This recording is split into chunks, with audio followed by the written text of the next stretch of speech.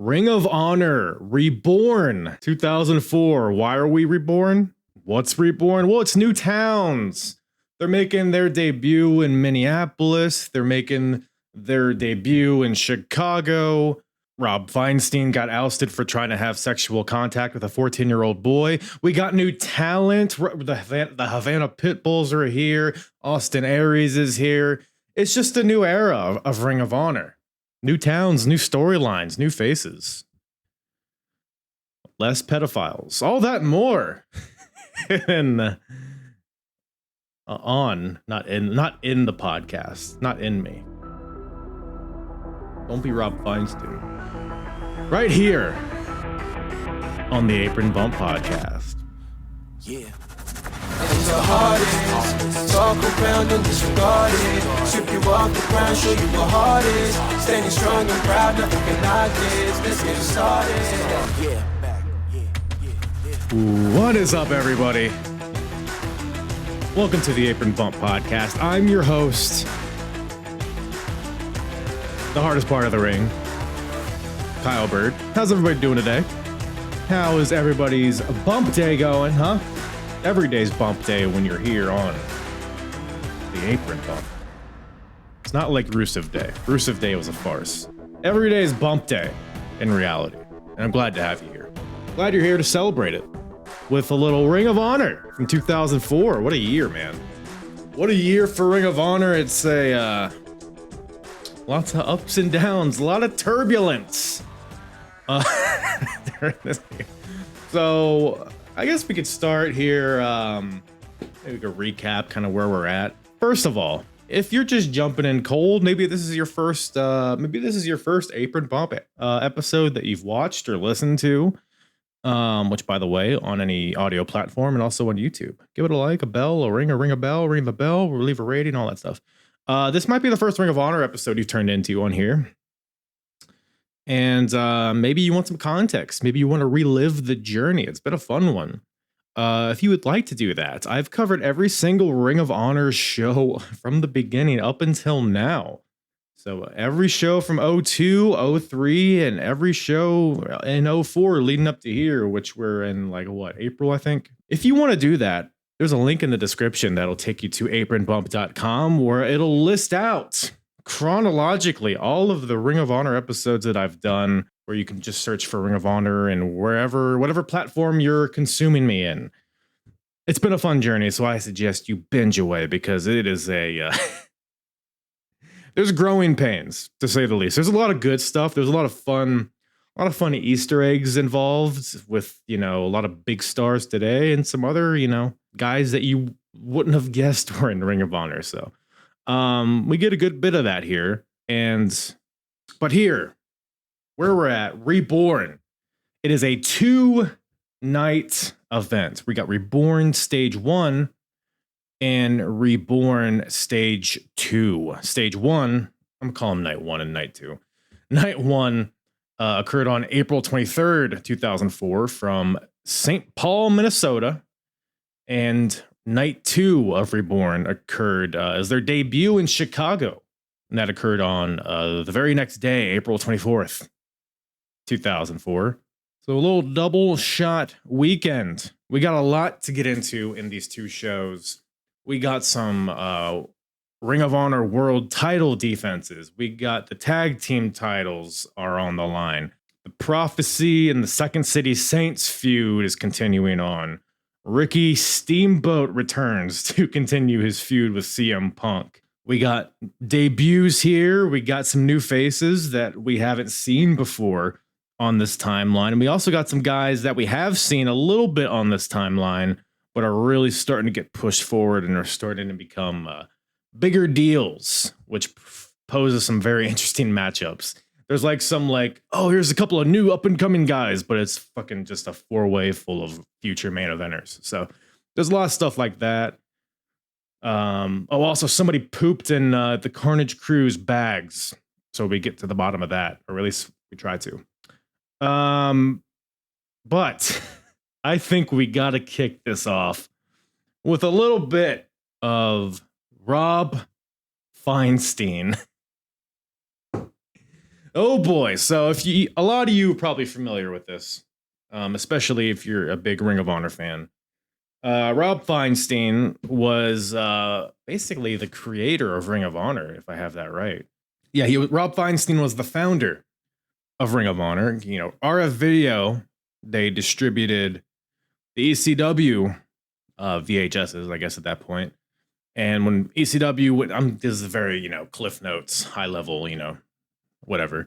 When ECW went out of business, Ring of Honor essentially took its place as the wrestling promotion for Rob Feinstein to distribute. So that's how Ring of Honor even came to an existence at all. So he's been the guy, and he's been, he's had a couple little cameos backstage on these shows. Hasn't really been a part of the storylines or anything, but he's been a big part of Ring of Honor behind the scenes up until March of 2004, which was the previous month here. So this is the first month without Rob Feinstein. Kerry Silken ended up taking over. So this is the first, these are the first Kerry Silken shows that we're covering here. But why did Rob Feinstein leave Ring of Honor? Well, I kind of touched on it. That's probably not the best way to say it, but I touched on it in the cold open here. So, boy, howdy. So Rob Feinstein, this is before Catch a Predator was a thing, I believe. So there was this, I don't know if you want to call them like vigilantes or just like a private group looking to seek out pedophiles and, catch them in the, I don't know what the exact motivations or what their goals were, but there was a group called Perverted Justice, which I think may have been a WCW tag team. Perverted Justice. They teamed up with an NBC affiliate to host their own Predator Sting. And I guess they would pose as underage children in chat rooms.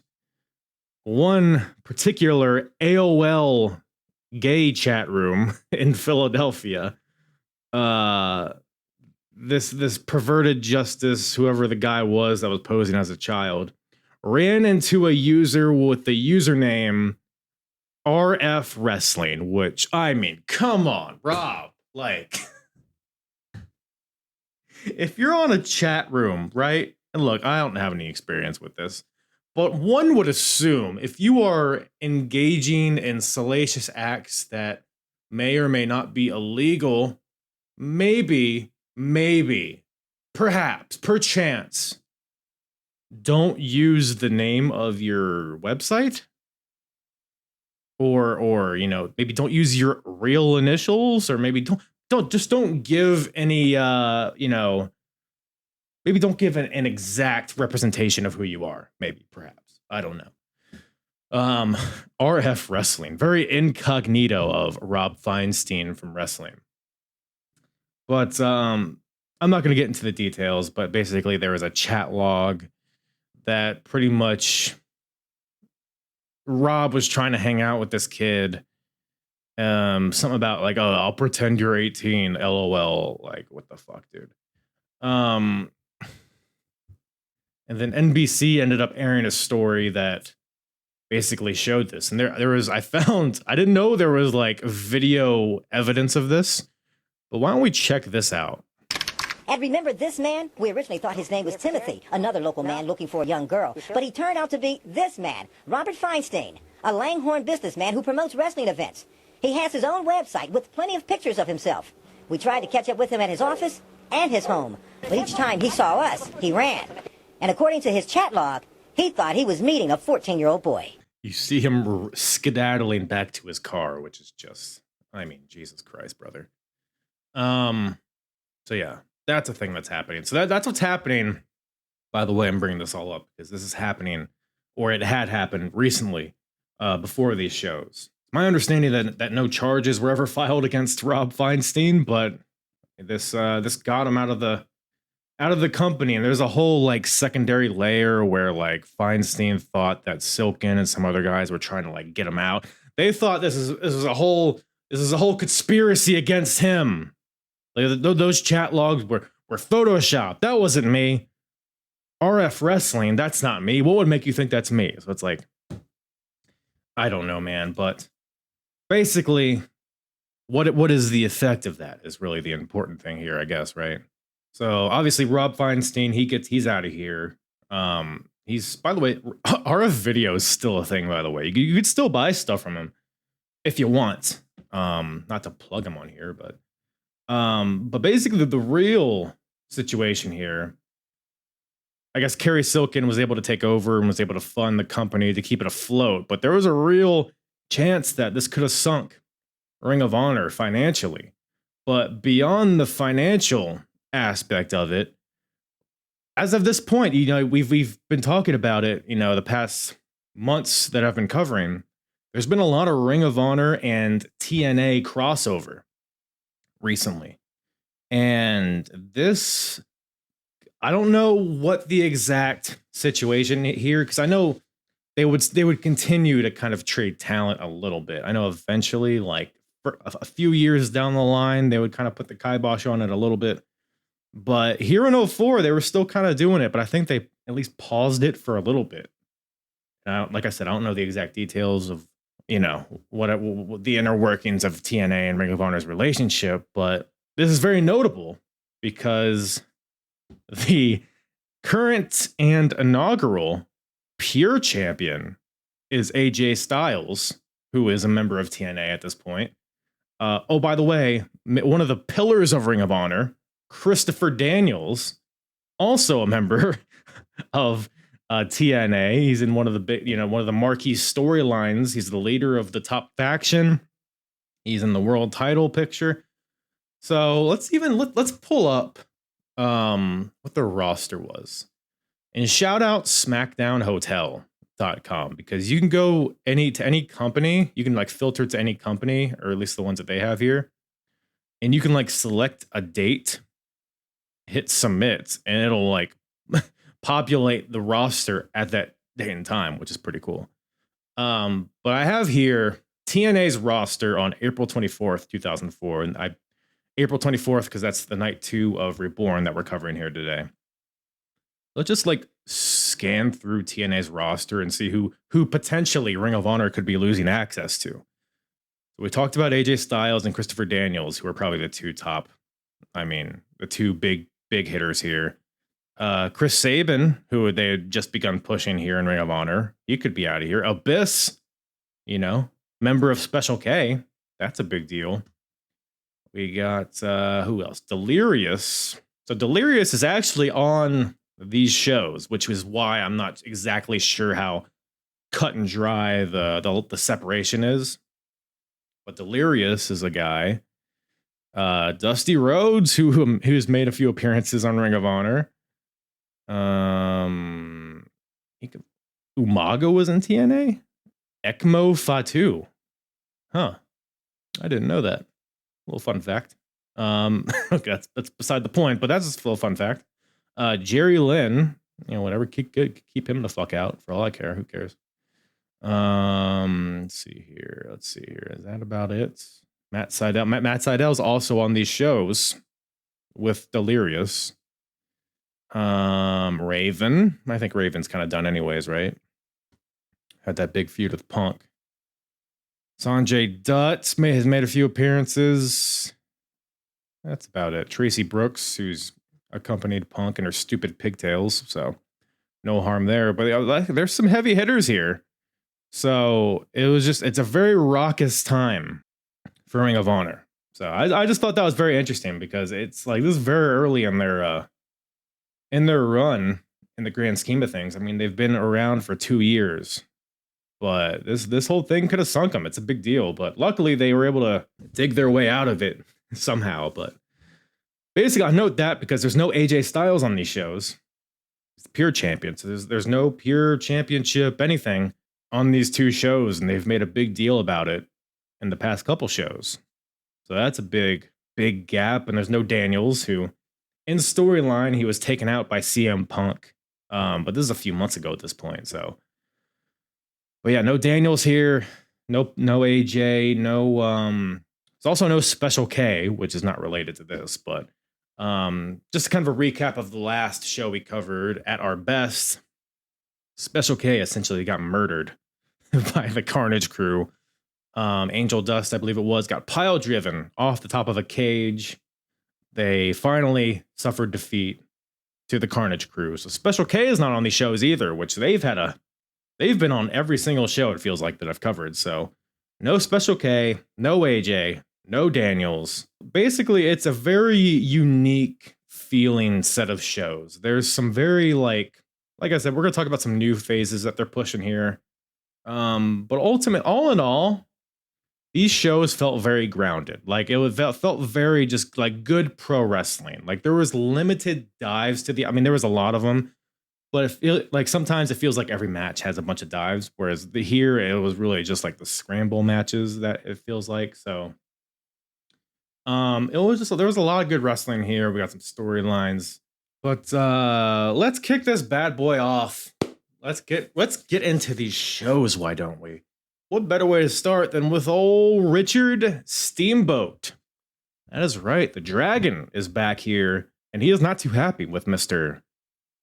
CM Punk. So, to recap the previous show at our best, the pure title was on the line. AJ Styles was defending against CM Punk, and Ricky Steamboat was established as the special guest referee, because Punk deemed that he was screwed in the inaugural pure title match. So there was a rematch for the pure title, and Ricky Steamboat there was to lay down law and order, as Ricky does. He's the purest of pure. So he was a special guest referee. But we talked about this. Ricky Steamboat may or may not have screwed CM Punk out of the title, because there was a point in the match where Punk had a sleeper on AJ Styles. AJ was fading. Ricky Steamboat did the old, pick up his arm, drop it, 1, 2, and then he did it for the third time. AJ's hand fell to the mat. Everybody who's ever watched wrestling knows that signifies that he's passed out, and that signifies that he's knocked out, which would imply that the guy putting on the move wins the match. However, Ricky sees his hand hit the mat for the third time, and Ricky's like, well, let me think about that for a second. Let me slowly go turn around. Oh, wait, then AJ's hand starts moving again, so never mind. We'll forego the 3 hand drops. So, and then AJ is able to fight back and is able to actually beat CM Punk. But CM Punk was screwed because he had him beat. So Punk and Ricky, they got into a shouting match, which turned a little bit physical. And ultimately, Ricky embarrassed CM Punk by hitting him with some Mongolian chops, a few arm drags, and sent Punk scurrying away. So he embarrassed Punk. And Punk is still pretty sore about that, because in night 1, this whole saga here this month starts in night 1 with a match between BJ Whitmer and Colt Cabana. How does Punk play into this? Well, Colt Cabana is a Second City Saint member with CM Punk. It's a hint that it's the faction of Punk, Cabana, and Ace Steel. So Colt Cabana is here and facing BJ Whitmer, who is a member of the Prophecy. The Prophecy is another faction: Daniels, Dan Moff, and BJ Whitmer. The Second City Saints and the Prophecy have been feuding. It's gotten very bloody and physical, and it's torn down buildings. Like, it's a very, very heated feud, which is another, Daniels not being here is a big, it's a big gap that's felt. But we got Colt Cabana versus BJ Whitmer to kind of continue that storyline. Steamboat, Ricky Steamboat, if you're not familiar, is announced as a special guest ref of this match. So Punk sees this and is like, look, let's talk about the past, the present, and the future. Ricky Steamboat is the past. He's an old relic. The present is the Second City Saints, and the future is tomorrow, where the Second City Saints become the tag team champions, which we'll talk about. So Punk, he cuts his promo. He's getting in Ricky's face because he's the referee here. So Punk gets out of the ring. The match is about to get underway. CM Punk grabs Ricky by the ankles, pulls him out of the ring, rams Ricky Steamboat into the ring post, shoulder first, which is the worst place for a referee to get hit with a ring post because he needs his counting arm. So his shoulder's injured, so he's unable to ref the match. They send out a replacement ref. Ricky Steamboat eventually chases Punk to the back, and more on that later. But CM Punk starts out the show by attacking Ricky Steamboat. And then BJ versus Colt gets underway, which not a lot to say about that. BJ Whitmer ends up beating Colt with a second rope wrist clutch suplex, which looked pretty gnarly. But BJ gets the win over Colt Cabana. And but Chris Lovey on commentary, a.k.a. Gabe Sapolsky. Chris Lovey is not too happy with Punk. By the way, it's another funny thing. CM Punk is commentating both shows, with the exception of his matches, of course. But it's Chris Lovey and CM Punk as the pair here, which was a stark improvement from Chris Lovey and Rey Morrow. Is because it's like, obviously they do commentary after the fact, right? It's like post-production, but the way they're acting like it's live. So when Punk is out there, it's just Chris Lovey by himself. Then CM Punk, beats up Ricky Steamboat.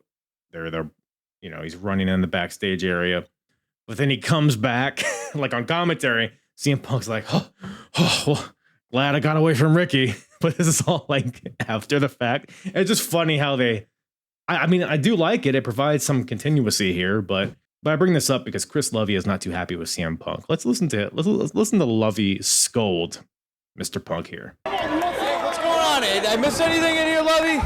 Just shut up. Just shut up, CM Punk. You make me sick. Oh, God! If you could only see inside my brain right now, it feels so good to be the king. Shut up, Punk. It feels so good. I told him. Did you see me tell him to his face that I was gonna take him out, and then I did it? You know what? It's bad enough that you get all this mic time doing color commentary here, but then you got to go out to the live crowd like that? Yeah, I get all this mic time. Don't mistake my lighthearted commentary. I'm a dangerous man, and I just proved it to Ricky Steamboat. Nobody embarrasses me like he did in New Jersey, okay? My only regret with this match right now, that it isn't me in there kicking BJ's dumb ass. Well, I'm trying to, I got our producer already in my earpiece. I'm trying to get an update in the back on how Steamboat is. And as he was you keep him away from you. He'll probably come try looking for me. His blood's probably up. He's going to come try looking for me. You keep him away from me. I'm here to get a payday. I'm here to do my job, okay? And my job happens to be ridding Ring of Honor of scum like him. Scum like Christopher Danielson. By the way, I like the canon that Punk is doing commentary and somewhere else in the building, Ricky Steamboat's like, where the hell is he? Like he's just scurrying around the building, opening closet doors and, unveiling shower curtains. But Punk, you in there? Where are you? I like that.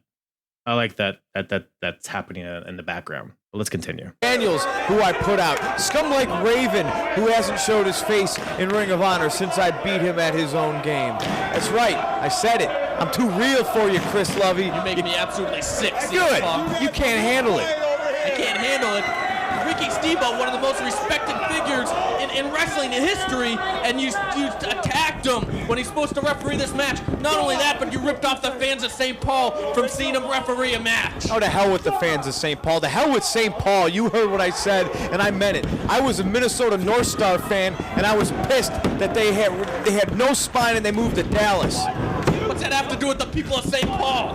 It has everything to do with the people of St. Paul. See Ricky Steamboat referee now. And who cares about Ricky Steamboat? The only person who cares about Ricky Steamboat is his little kid, and that's just so his dad can fund his little NASCAR fetish. What are you talking about? Pay attention to the match. You absolutely make me sick. There's a couple of quick pinfalls in there, but I'm not worried. BJ Whitmer is here alone. All right. Such good shit. Oh, such good shit. By the way, there was some really good wrestling in there between BJ and Colt in the background, just by the way. But yeah. I'm too real for you, Chris Lovey. Fucking dickhead. So that's where we're at. At least in night one. So this was night one, remember. Later in the show, in night one, CM Punk gets off the commentary. We'll have a little match with a man named Bryan Danielson. We got CM Punk versus Bryan Danielson, a match that would be a main event on a WWE pay-per-view in about a decade. So, Punk and Danielson, just a straight-up wrestling match, right? However, Ricky Steamboat has now found CM Punk because he probably heard his music. And he's probably out in the ring. So, Ricky Steamboat said, Punk and Danielson get in the ring. They're about to start the match. Ricky Steamboat comes out.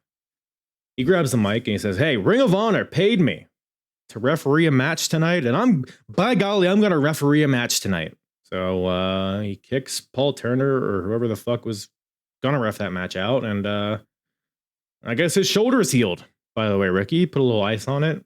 I mean, it was one post bump. I mean, he's been through worse. So he's had bells rammed into his throat or whatever. So Ricky Steamboat's here. He's ready to go. He's ready to ref. And he gives Punk a damn near cavity search before the match. Really sticking it to him. You know how the refs, they check the boots and the tights and they get in there. Punk is pissed. He's there. Ricky's getting all up in his shit. And Punk's like, hey, you're just a referee. Keep your damn hands off of me. And Ricky grabs the mic and says, this referee is going to be all up in your ass tonight. Like, what? Wait, hold on. Well, you know what? Is that what he said? Let's play back the tape. Because I could be wrong about that. He might have said something else. All up in your ass tonight. Is that what he said? You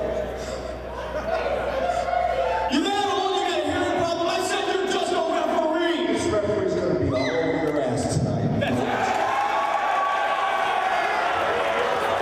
Okay, he might have said all over your ass tonight, but I like the thought of him threatening him that he's going to be all up in his ass tonight. So Punk and Danielson, a match happens at some point. By the way, I just gotta say this, Punk versus Danielson, special guest referee, Ricky Steamboat. I'm looking at this on paper, and I'm like, look, we got two dragons involved. We got a dragon referee and a dragon wrestling. There's got to be some sort of conflict of interest, no? Some sort of dragon camaraderie, you would think. So it just seems unfair. It's just CM Punk continues to be screwed. Night after night, he continues to be screwed. And it's no wonder he's the man that he is today. Like, all the shit that he's gone through, even back to 2004, it's a wonder that, he's still in this business. And it makes sense that he had to take a 7-year break or whatever it was. And he's a bit of a salty fella.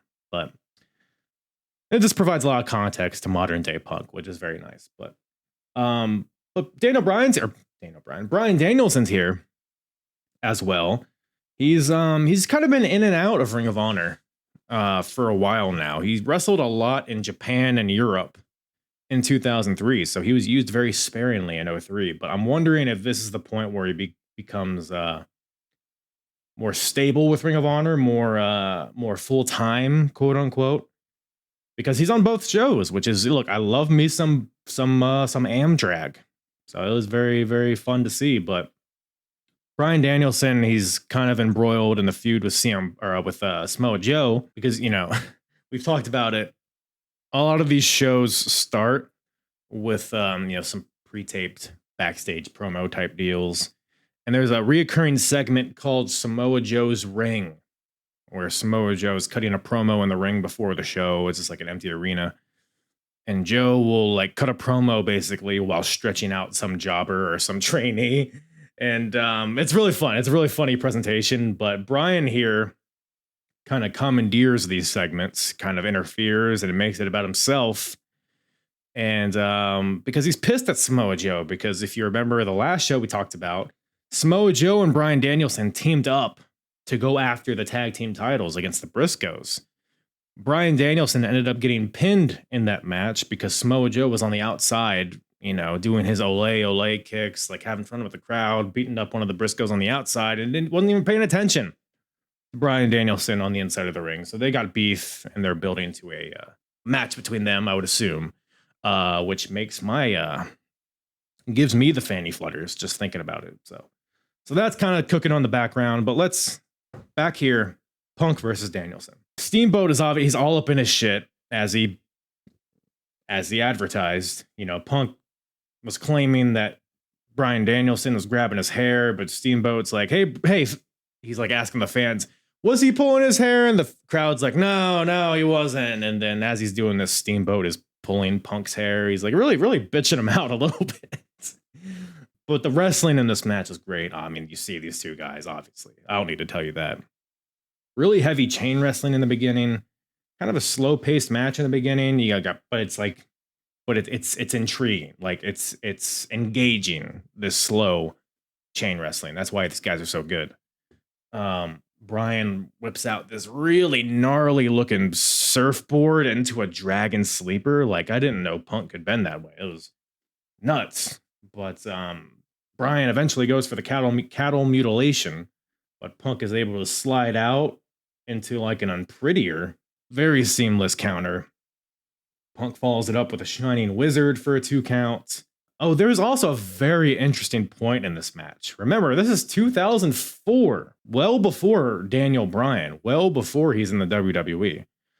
Here's a clip. Listen to the crowd and what they are chanting here.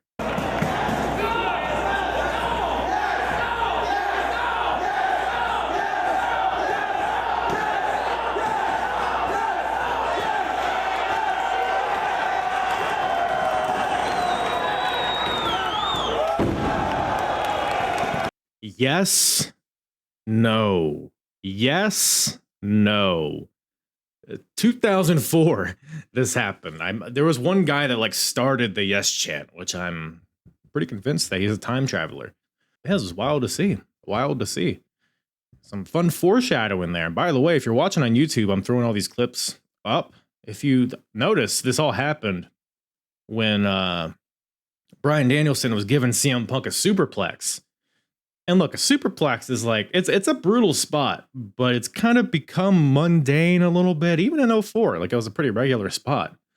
But you heard the crowd react to it, and you watch it, how Bryan and Punk build to this spot. Like, it's just masterful stuff. Like, that's why this match was so good. It wasn't because there was a ton of high spots.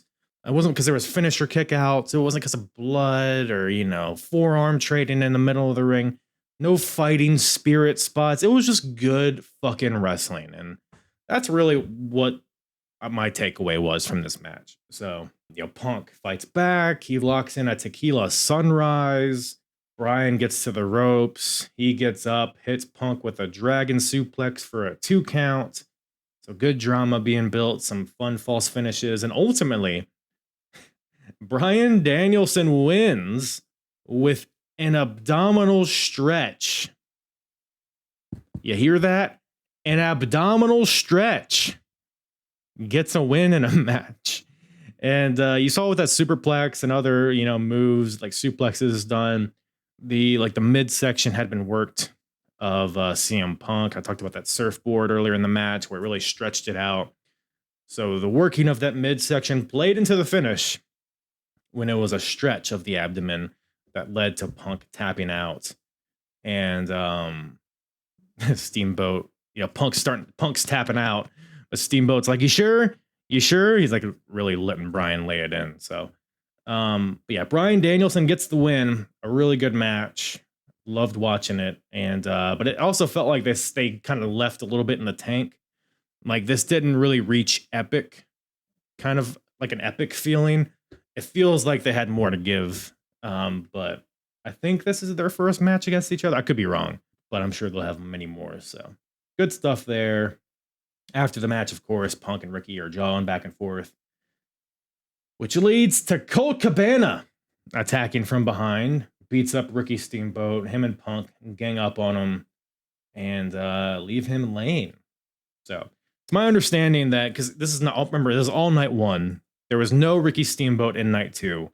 But it's my understanding that the next month, Ricky will make a return. So that feud will continue, but it's been good stuff. I mean, look, Punk has been feuding with a bunch of established names. he had that feud with Raven. Even, like Daniels to an extent is a pretty established guy on the indies. So Punk is getting a rub. He's getting rubbed by a lot of old men. So lucky fellow that Punk is. So that's where we're at with Punk and Ricky and all that stuff. But enough of that.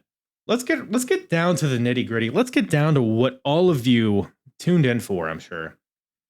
Who pooped in Carnage Crew's bags?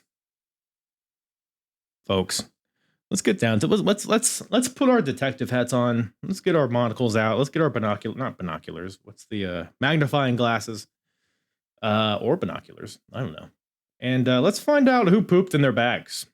So I think we briefly touched on this in the last episode, but and I mentioned it before how Carnage Crew, they main evented the last show, steel cage match, destroyed Special K, and Dusty Rhodes was a part of that. He was like in their corner. He kind of helped them out a little bit.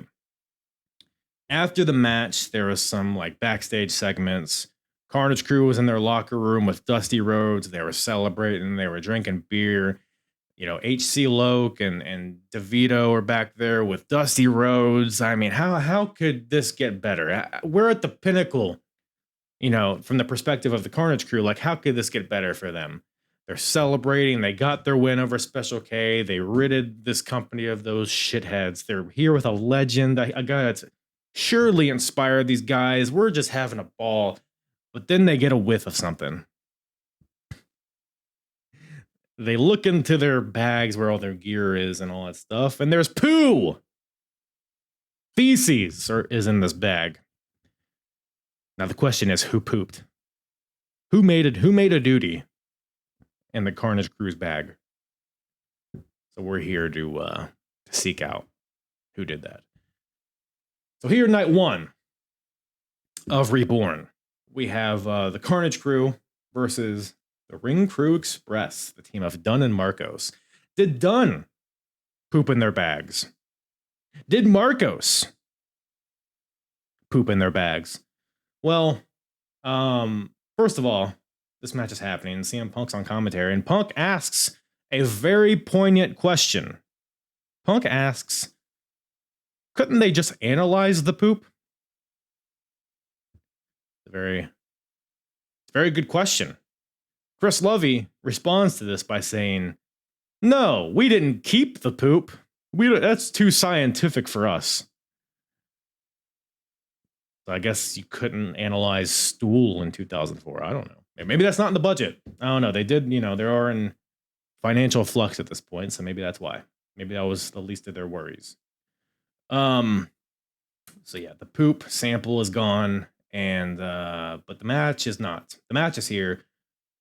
A little fun little match. I mean, Ring Crew Express, Carnage Crew, they're two staples of this company. Ring Crew Express are like the underdog jobbers. They've been kind of in a renaissance lately. They're not gonna take it anymore.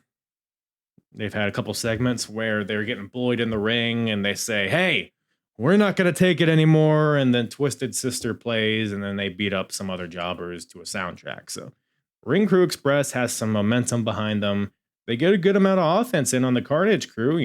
One guy, lays DeVito out with a gory bomb, a lot of double team moves. The Ring Crew Express, they do this like assisted senton that looks pretty fun. It's like one guy jumps off the first rope onto the other guy's shoulders, and then the guy on the bottom like propels him up, and then the guy from the top lands with a senton onto somebody. Like it sounds kind of silly with words, how I'm describing it, but there's a lot of energy to it. But ultimately, Carnage Crew is able to get the win with their patented second rope pile driver to Marcos, which I think they're calling the Carnage Driver. And looks fucking nasty, but it gets the win. But the Carnage Crew wins, and Chris Lovey on commentary says that now that they can eliminate them as suspects, which how does that? Because they lost the match. So is the logic that if you lose against them, that there's no way you could have made a duty in their bags? This is Detective Gabe Sapolsky. I don't think that's his calling. Maybe he should put his detective hat away. Maybe throw it in a fire somewhere. But so that's where we're at. I think that's pretty much all. Well, actually, no, we're not done with the Carnage Crew. We're not done with the Carnage Crew. I thought we were. They have another match in night 2 against 2 debuting fellas. And you know what that means. 2 guys that we haven't seen on this timeline, which brings us to everybody's favorite segment, the segment that is sweeping the nation. It's going viral. The newest segment on the Apron Bump. New faces. New faces, new faces. Here's some people that haven't been previously on these shows that we're talking about for the first time. New faces, new faces. I haven't seen these people on this particular timeline before, but now they're here now, so they're new. That's what new means. New faces. Ooh, baby. Come on now. High production here. High production. So, the saga of the Carnage Crew. Carnage Poo? That's something. In night 2, they are taking on the team of Delirious and Sean Daivari. Very interesting tag team here. Delirious, I know, would go on to be very prominent in Ring of Honor. I think he had a backstage role of some sort. What was let's do a little research here. Delirious, not Eddie Murphy. Delirious wrestler.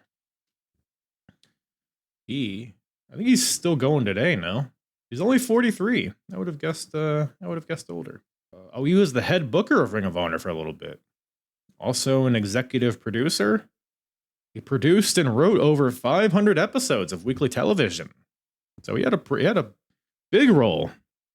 Also the head trainer of the Ring of Honor dojo in 2007, which is very interesting because it's only like 5 years after he started wrestling. But man, yeah, he had a big impact on Ring of Honor. Is he still there? Where is he? What's he doing? What's old Delirious doing nowadays? Oh, he's an MLW now. Interesting. Just a wrestler? Oh, he's a producer and wrestler. That's fun. So yeah, big debut. All that to say, big debut here for Delirious and Sean Daivari, who is, yes, he's that Daivari. He's Muhammad Hassan's manager, Great Khali's manager. He would go on to TNA, compete in the X Division. I think he's still wrestling. While we're just researching, guys, what's Sean Daivari doing nowadays? And it's interesting. It's interesting because here, so we're in April of 2004. Daivari signs with WWE in August of 2004. So we are, about 4 months away from him debuting in the Fed. So I think he is Muhammad Hassan. That's pretty soon, right? So we're approaching that. But he's here in Ring of Honor as a wrestler. Well, what is he doing nowadays? Let's get the context of this whole. He's also in Major League Wrestling. Well, as of 2021, he was in MLW. So maybe Daivari and Delirious are still tagging today. Who knows? Any MLW fans? Let me know. But yes, Delirious and Daivari going against the Carnage Crew. The question is, did Delirious poop in Carnage Crew's bags? Did Sean Daivari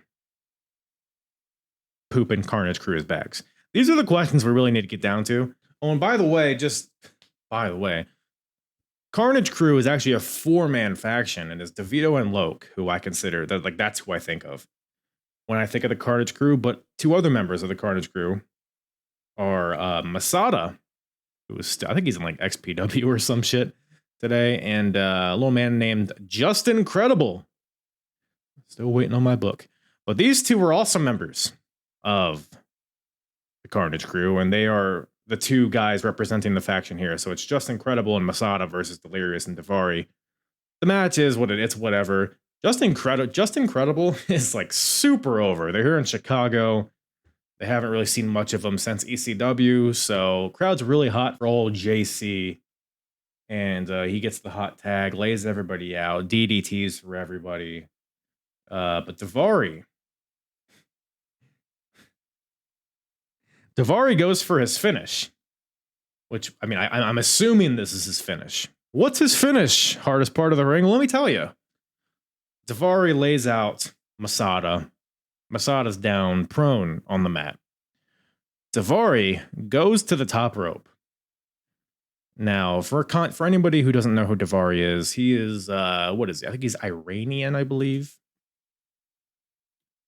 Iranian American, speaks Persian fluently, so that's kind of his ethnicity, his background. So Daivari goes to the top rope, and he pulls out a magic carpet. No, like a literal carpet. Let me pull this bad boy up. Just so you can visually consume this. He pulls out. During the summer, perhaps in Boston on May 15th. Masada's laid out. May 22nd. Yep. And hold on, what's this? I heard about it. It's a magic carpet ride. He has a literal carpet in his hands. Frog splash with the carpet. That is so insulting. Yeah, it is. You're not wrong, Chris. You're not wrong. And then, yeah, look, here we got JC. Might as well get to the finish. Boom! That's incredible. Spinning tombstone. Delirious gets back in there. Now I'm just doing commentary for the match. Delirious, he's wacky. Oh, big super kick to the chops. And then we got Masada grabs him. Patella neck breaker.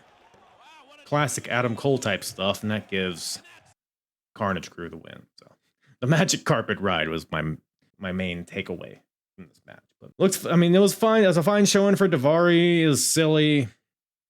Delirious. He's very he would go on to be a very wacky character. Like an extremely off the wall, like George the Animal Steel eating the turnbuckle type guy. And he was like a little wacky here, like banging his head against the post and going, blah, blah, blah, blah, blah.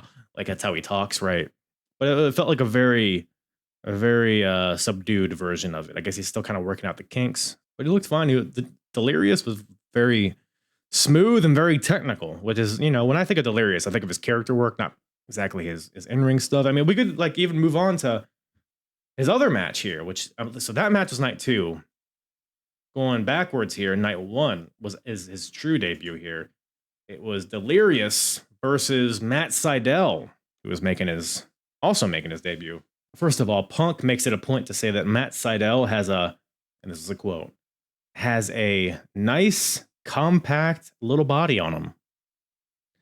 It's very questionable, but match gets underway. Matt Sydal, very young, scrawny looking Matt Sydal, has some fun offense here. There's one point where Matt does a reverse tornado DDT, but before he hits it, he goes, whoop, there it is. Which is is that his thing? I don't know. But he hits this reverse DDT, goes for the shooting star press, but Delirious moves out of the way. Delirious goes for a power bomb. Sydal tries to slide off his back, but Delirious flips him over his head into his front. And then Delirious picks him back up, hits a Yakuza cutter. So there's some good little spots here, some fun chain wrestling.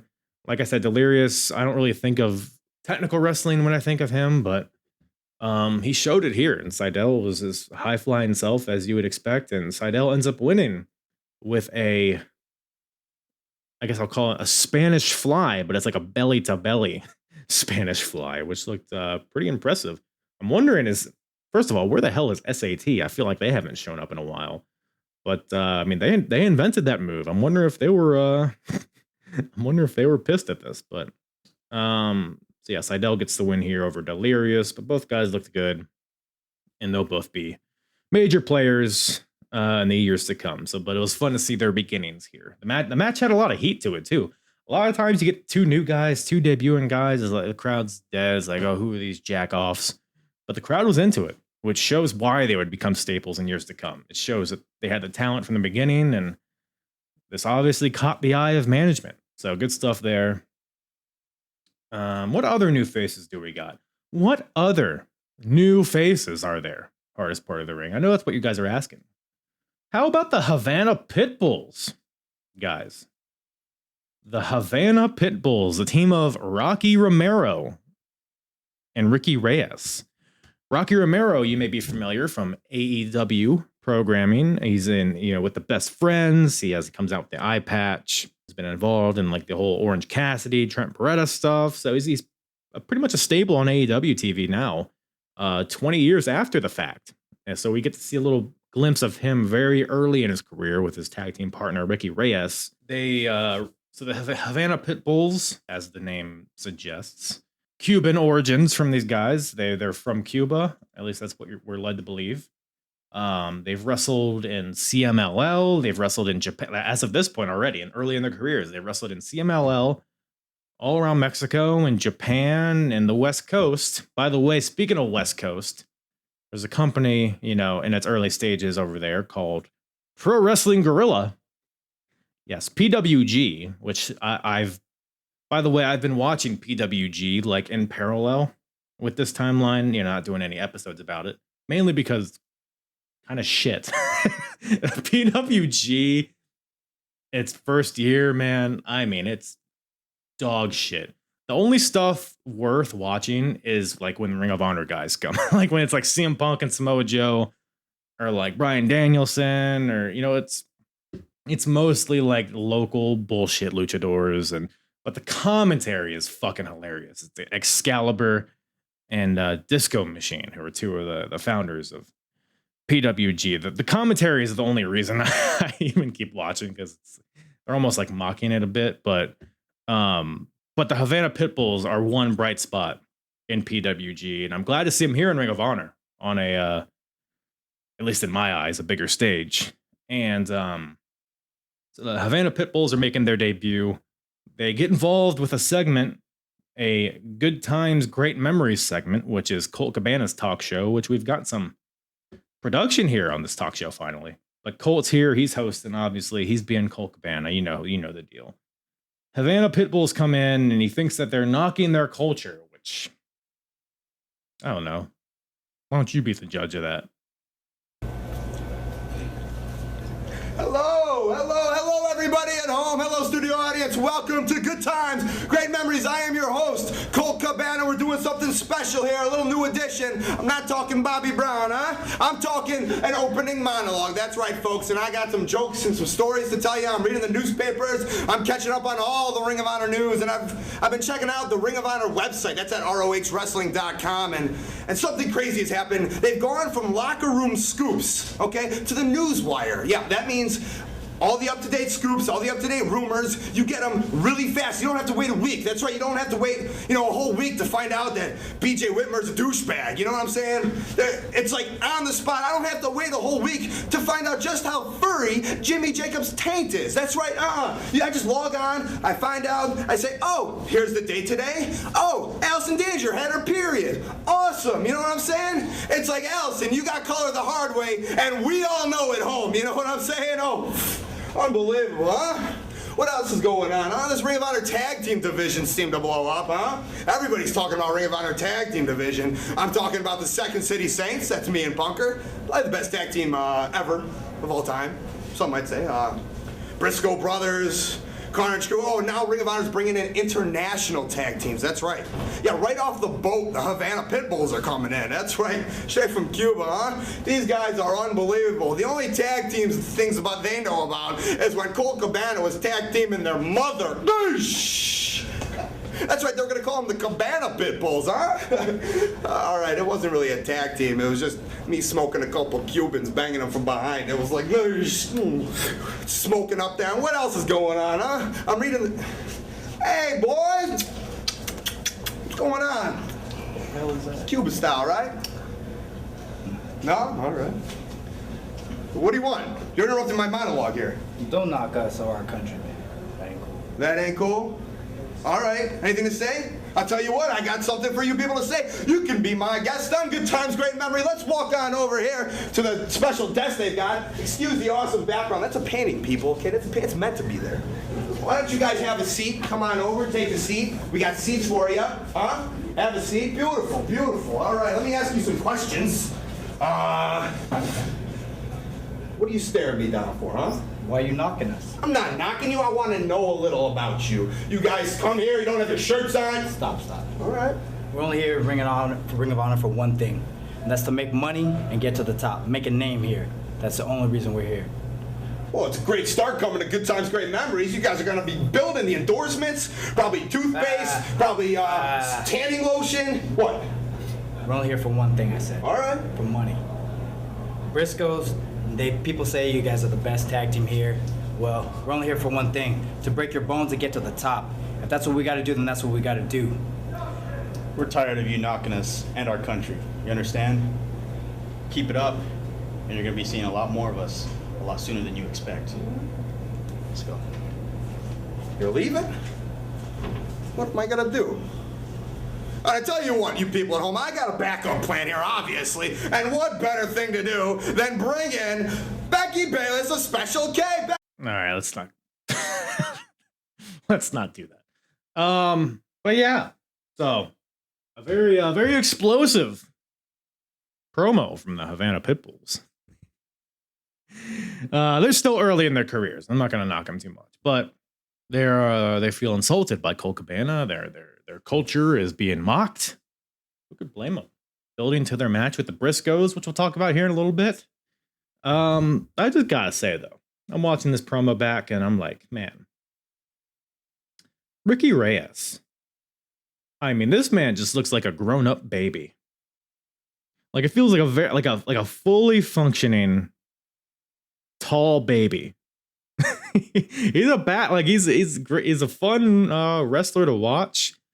Probably kick my ass, but this man has no neck and a triple XL head on him. So, but more on that here in a second. Hey, Becky Bayless comes in, who's you may know her as. And look, they got that slut Becky on the outside, Chris. That slut Becky, as commentary always mentions her as.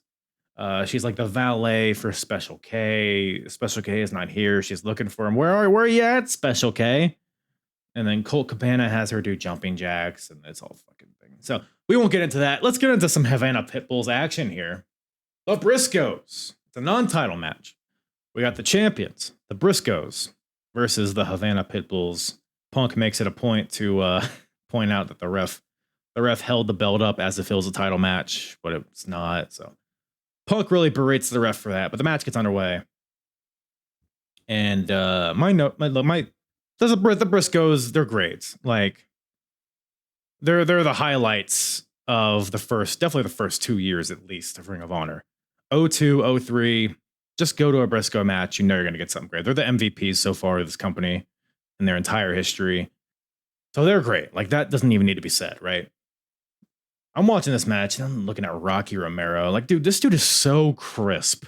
Like, even back in 04, like this guy, the kicks, like he's implementing kickboxing and all sorts of martial arts into his offense, which nowadays that's very commonplace. Everybody has fucking roundhouse kicks and submission holds and jumping knees and all that stuff. Everybody and their mother's doing it nowadays, right? But in 04, it wasn't as common. So it was very interesting to see how ahead of its time his style was. Like he reminds me of like a Kyle O'Reilly, like that kind of style where it's a lot of like Muay Thai, but a lot of really crisp striking and really fast-paced stuff from him. Ricky Reyes is similar, but more of a powerhouse type of style from what I see.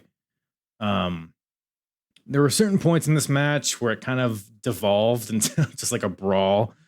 Like it felt like there was like a sincere hatred between these two teams. I don't know if there's any backstory behind it, but there was points where the match kind of broke down and kind of got a little dicey there. But could have just been the nature of the match, which in that case, bravo. It felt pretty heated. Briscoes, obviously, like I said, always great. They hit the double face wash on one of the pit bulls. A lot of double team, like the Briscoes hit a backbreaker. Like Jay hits one of the pit bulls with a backbreaker, holds him there. Mark Briscoe with a springboard stomp onto him. The pit bulls return the favor by doing pretty much the same thing, but instead of a stomp, it's a knee drop to the head. So a lot of fun double team tandem offense between these two. Whenever the pit bulls are in control, it's just it's very fun to watch. I was very impressed with the pit bulls here because, while they might be just, even like when they're just like isolating one guy, making frequent tags. They keep their offense really interesting with a lot of, kicking based offense. A lot of fun tandem strikes between the two of them, good combos. So it makes them really stand out among all the other people on the roster because everybody's doing dives to the outside. Everybody's doing all that shit, right? Crazy pile drivers and whatnot. But there's like technique here that these guys are throwing out there that you're not really seeing anywhere else on the roster. So Pitbulls looked really good here. They hit their finish, which I'm assuming it's their finish. It's like a double arm wrench. So they wrench. I think it's Mark Briscoe's arms. Double elbows to Mark. Rocky hits him with a jumping knee, which turns Mark around into a lariat from Ricky Reyes. So just boom, boom, boom offense. But ultimately, the Briscoes are able to get the win with a springboard spike J driller for the win. So awesome match, fun finish, fun double teams all throughout. Really good stuff. Not much else to say, just really good stuff. I was really impressed by the Pitbulls here, and I hope they are more. I hope they're regulars in Ring of Honor going forward because it was fun watching them. So that was the extent of them as a tag team, the Pitbulls. Because remember, we're still in the new faces segment. Night 2, we get a match between Ricky Reyes and Danny Daniels. Not that Danny Daniels. But Ricky Reyes is here in a singles match. A fine little match, nothing too crazy. Ricky wins with a rolling knee bar. So again, we're kind of pushing these Pitbulls. We're solidifying these guys as threats. So fun little showcase there. We get more Rocky as well on night 2, which we'll get to in a little bit. But I think we can kind of shift from the new faces, like the debuts, into a different kind of realm. Not really per se guys debuting on these shows, but guys that have been present on these shows, but have been like undercard, have been really understated so far. But this month, because it's Reborn, remember? And it's Reborn not because of other stuff. It's Reborn because there's new talent, new towns, right? That's why we are Reborn here. Not because not the other stuff. Hey, come on. We're Reborn because there's new talent here. And that is probably the best representation of that is from night 2. We got a 4-corner survival match. It's a fatal 4-way, basically. It is Rocky Romero versus Nigel McGuinness versus Jimmy Rave versus Austin Aries.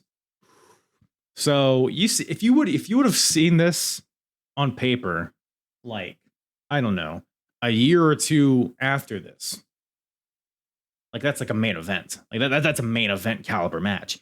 But here, it's like 4 new guys. It's 4 up-and-comers. Rocky Romero just made his debut in the company the night before. Nigel McGuinness has been on a few shows, but kind of just like an undercard kind of novelty act. Jimmy Rave has been on a bunch of shows, but he's been pretty much a jobber. I think he's only won like 1 match. And Austin Aries, he did appear on one of the afternoon shows, but hasn't really appeared or hasn't appeared at all on one of these main shows ever. So he's effectively making his debut here as well. Austin Aries, the guy that's going to be world champion in like less than a year, making his debut here. So again, Rocky Romero versus Nigel McGuinness versus Jimmy Rave versus Austin Aries. Probably the match of the month. Probably the match of the month. This was an incredible match. No, not only was it an incredible match. I mean, I was watching this and I was like genuinely interested to see who would win. Like there's a lot at stake, a lot of new faces, a lot of guys that would actually make a lot of impact in the future. And it's like a very polished match too. Sometimes these like multi-man matches, you'll throw a lot of just like, for lack of a better term, like indie-rific guys, a lot of baggy pants, a lot of bandanas, a lot of faux leather running about here.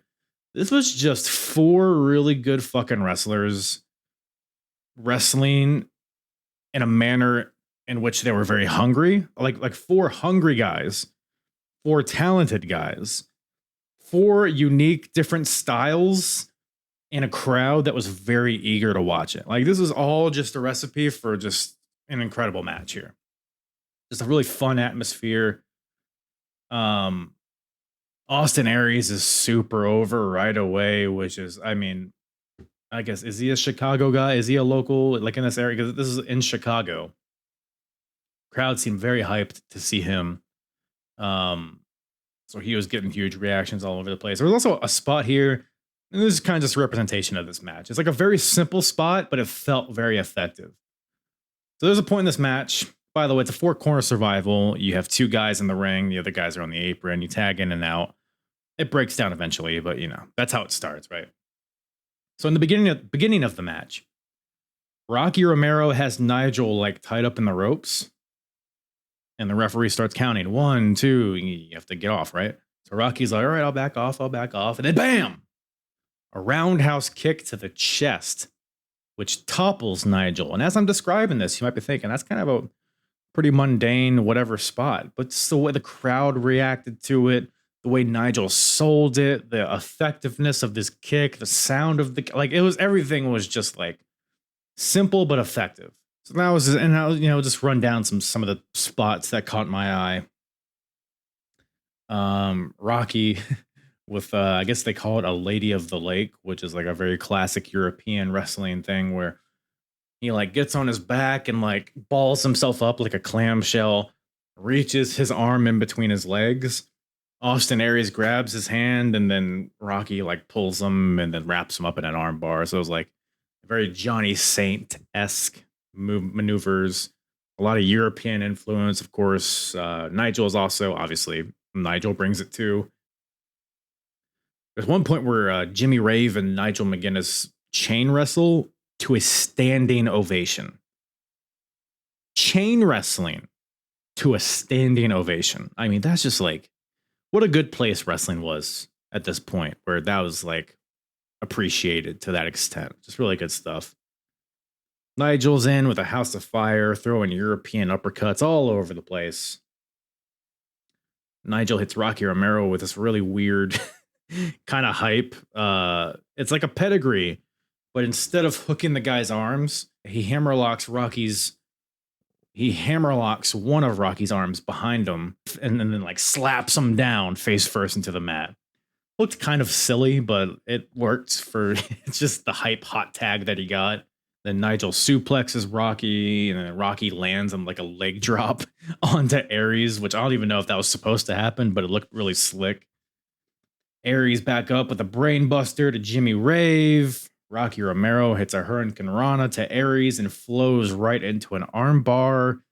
Nigel with a divorce court, which is like an arm DDT to Austin Aries, and then locks in his submission. Which is interesting because Nigel's submission finisher would end up being, what did he call it? Fuck me, what did he? Zach Gibson does it, and he calls it the Shankly Gates. It's like, think of a camel clutch, but instead of wrenching back on the neck, you're like, have the guy in a key lock and you're wrenching back their elbow. Does he have a name for it? Maybe he doesn't have a name for it. The Governor's Crumpet.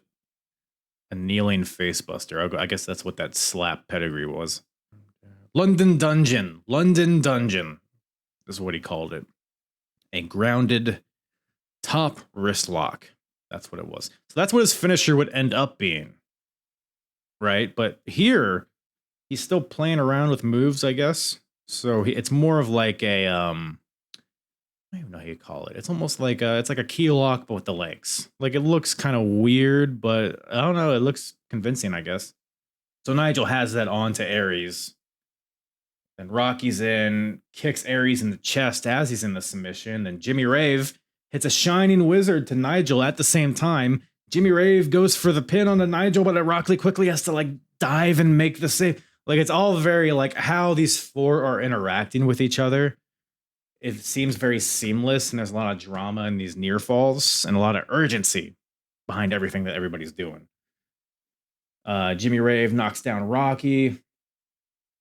But then Austin Aries is back up and has to pull Jimmy Ray off the pin. Like I said, it's just a very well put together match that maintains the drama and the energy with a lot of unique styles involved. Nigel hits the divorce cord again onto Jimmy Rave, locks in his arm submission, and Jimmy Rave taps out. So that wacky submission finisher he's trying out gets the win. So Nigel wins this 4-way, makes Jimmy Rave tap. And just, again, fun stuff. Love watching Rocky Romero. Nigel's going to be the guy here in a few years. Austin Aries is going to be the guy in a few months. And Jimmy Rave is going to be a fixture of the company for years to come. So fun to see the origins of these guys. What else do we got? What else we got? We got a couple other, but that was like the main highlight as far as like new guys getting pushed. But there's some other good stuff that is worth noting, like the night 1 6-man mayhem match. So you might be wondering, what's the difference between a survival match and a mayhem match? Fuck if I know. I guess on paper in a 4-corner survival match, need a tag in and out, but in a mayhem match you don't need a tag in and out, but it all devolves into the same shit, so it's like, who cares? But the 6-man mayhem from night 1, we got Alex Shelley versus Jimmy Rave versus Danny Daniels versus Jack Evans versus Jimmy Jacobs versus Masada. Jimmy Jacobs is super hot at this point. He's continuing with his barbarian, the huss like that deal. Crowd loves it. Crowd's eating it up. And here's some moves that happened in this match. Masada hits like a giant swing, but reverse. So like a doggy style variety of the giant swing onto Jimmy Jacobs. Evans with a kick to stop the swing. Jack Evans was going nuts, by the way. I mean, he's really leaning into the break dancer, like just doing flips for the sake of flips. If you're going to do that, just lean into it, which is what Jack Evans is doing. I'm a big fan of Jack Evans so far, from what I've seen. There's a note. I put down a note that says running train. Don't know what that means. I think somebody was in the corner and everybody took turns, like just doing like running corner strikes. Alex Shelley hits a crazy Alabama slam to Jack Evans, like he in the corner. He like pops Jack Evans up, so he's like doing a handstand on the top rope, and then he like whips him down into the mat. Hits him with a backpack stunner. Jimmy Raven with a shining wizard to Masada. Jimmy Jacobs breaks the pin. Jimmy Jacobs hits a sliced bread to Alex Shelley for a 2 count. Danny Daniels hits, I guess you can call it a 2-winged angel to Jimmy Jacobs. It's like the 1-winged angel, but with, both hands. You get it. Jack Evans breaks the pin. Jack Evans with like a Trouble in Paradise looking kick to Danny Daniels. And everybody's doing dives to the outside. Jack Evans does this fucking crazy corkscrew acai moonsault onto everybody. Onto everybody except Alex Shelley and Jimmy Jacobs. In the ring, Alex Shelley locks in a crossface onto Jimmy Jacobs. Jacobs taps out, and Alex Shelley gets the win, which I could be wrong. This might be Alex Shelley's first win. I could be wrong on that, but it's his biggest win, if nothing else. And by the way, I should say Alex Shelley locked in this crossface after that 2-winged angel, which is like just a brutal, just drove him neck first into the mat, which, appeared to have injured Jimmy Jacobs. So Alex Shelley kind of took advantage, and Shelley and Jacobs were buddies. Like they both came in together. They're both Detroit guys. So they were buddies up until then, but Alex Shelley was kind of a dick here, taking advantage of his injury. And it shows, after the match, Alex Shelley walks through the curtain. He sees Jimmy Jacobs lying on the ground, holding his neck. And Shelley's like, hey, get up, man. What are you, the weak link of us two? We're a team. Don't be a weak link. Come on, man. Get up. Like he's kicking him while he's down, basically.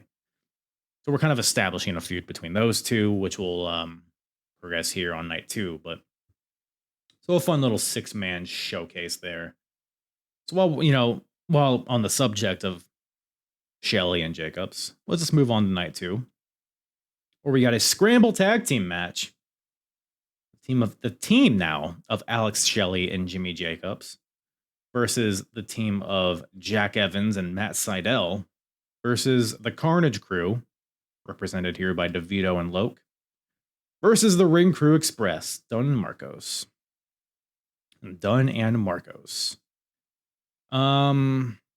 Again, just a bunch of shit. Just another showcase match. Here's some moves we do. How do you like it, guys? This is one of those type of matches, but we do get some progression in the Alex Shelley and Jimmy Jacobs story that they seem to be building here. Here's some moves that happen in this match. Alex Shelley he locks on like a double abdominal stretch onto like 4 guys. I don't know. It was a weird thing. Jimmy Jacobs, he has the Huss thing, right? He like grabs his wrist, spreads his fingers, and goes, Huss, Huss. He like stomps on HC Loke's hand. So Loke is like grabbing his hand, like, and Jacobs is like, oh, Huss? Huss? Like, I don't know. It made me giggle.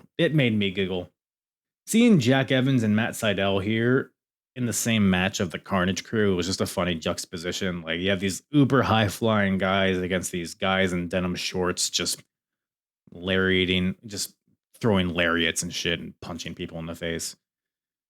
Carnage Crew hit the sick. I love this combo they do. So Loke has a guy, he's about to hit a neck breaker on him, or he's about to DDT a guy.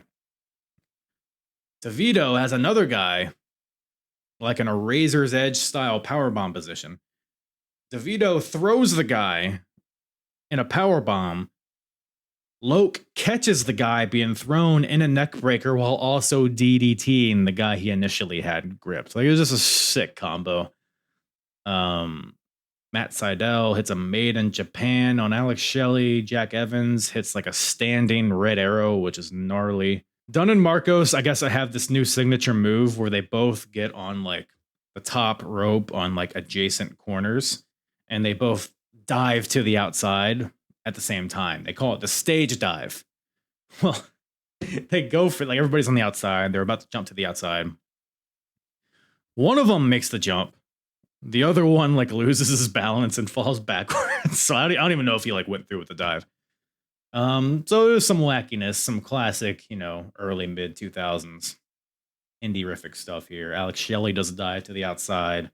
Matt Sydal does a shooting star press to the outside. Big old Tony DeVito does a moonsault to the outside. Carnage driver onto Jimmy Jacobs. But Matt Sydal pulls Loke out from the pin. Jack Evans hits a 630 splash onto Jimmy Jacobs and gets the win, which I didn't expect. Jack Evans and Matt Sydal win the match out of all these teams. So I get that Jack Evans has really made a name for himself. He has a really fun character. He's kind of Special K-esque in his like aesthetic, but he just makes it work.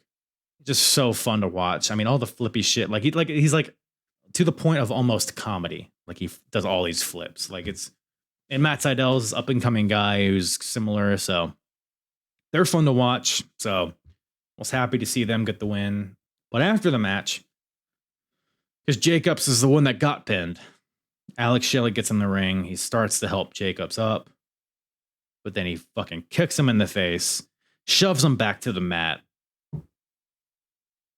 And then Alex Shelley leaves the ring. He does the, he like kicks dirt on him and leaves the ring. So I guess they're done. I guess they're no longer buddies. So we'll see how that progresses. But another good showcase for these guys and putting forth effort into storylines, building characters. So I love it.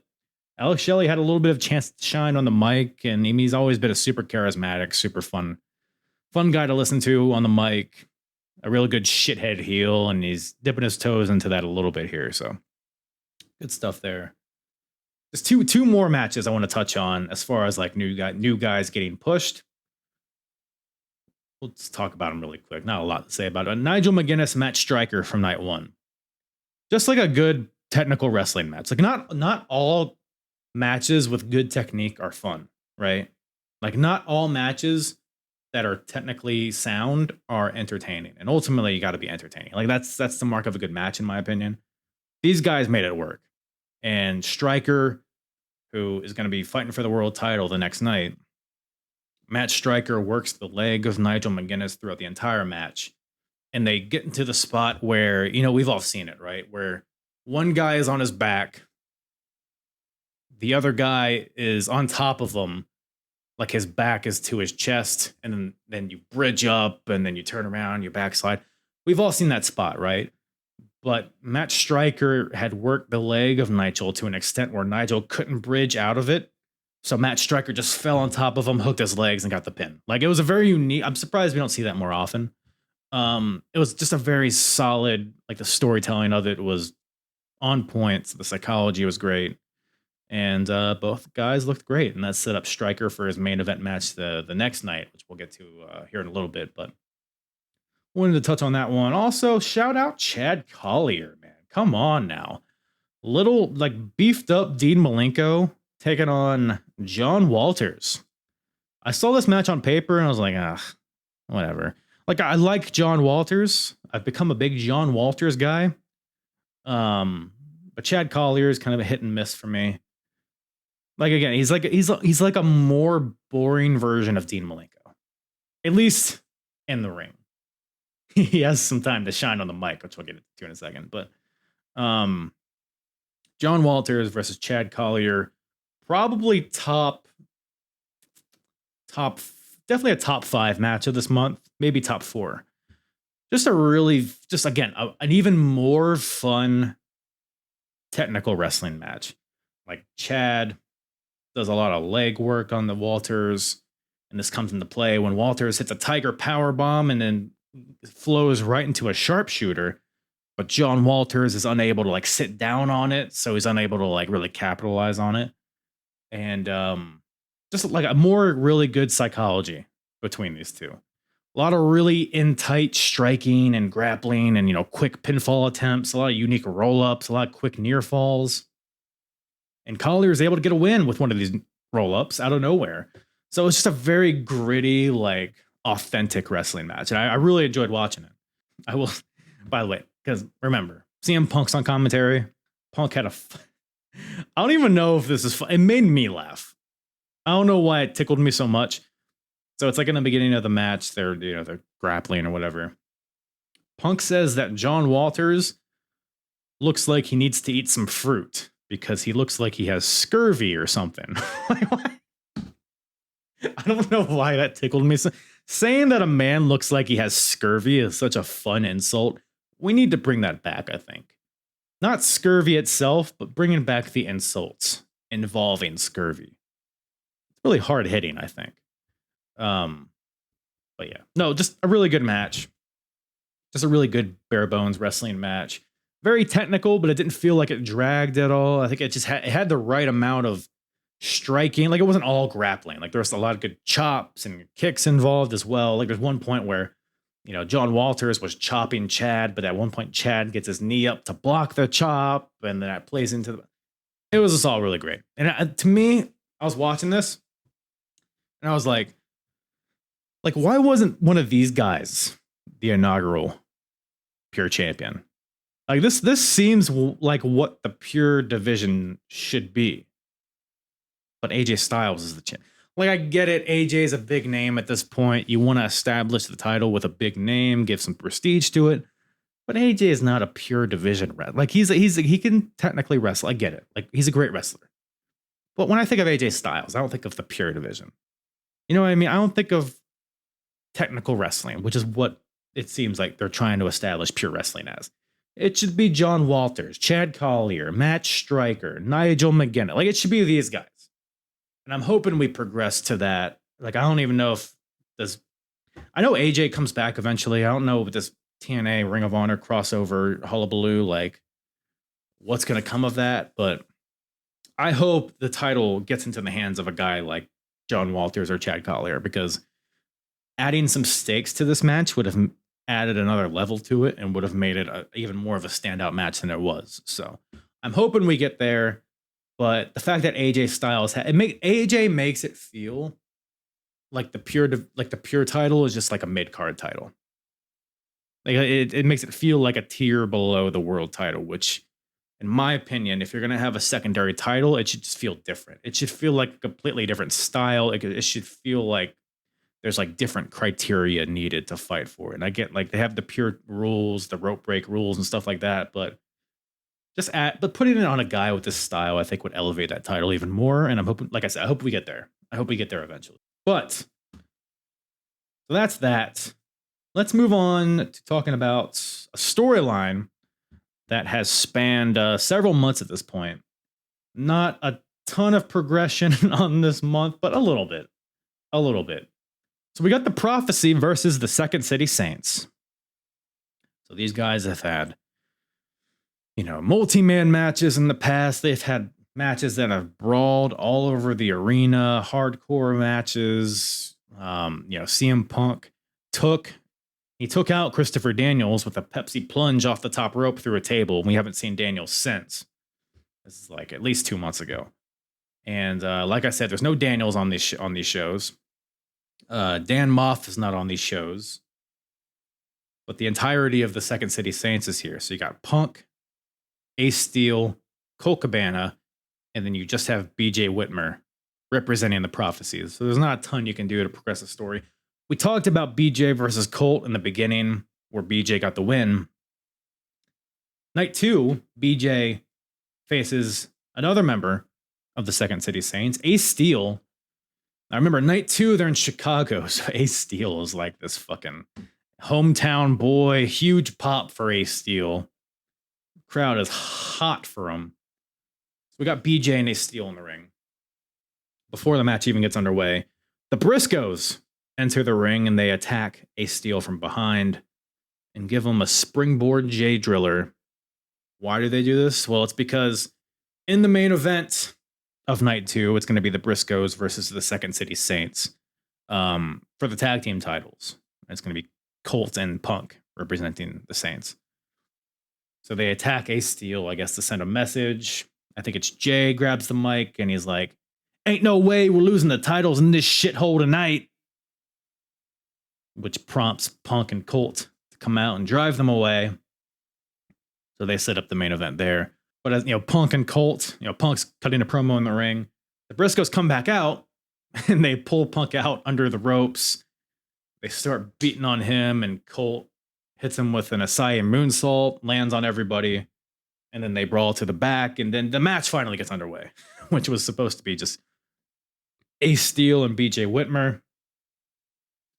Ace, who is still kind of recovering from the attack, gets beat on for the first bit of the match, but then he kind of fires up, makes a comeback, hits a sunset flip powerbomb off the top rope, running drop kick in the corner. So it was fun to see Ace Steel get a little bit of fire here. BJ keeps going for his finisher, which is the wrist clutch suplex.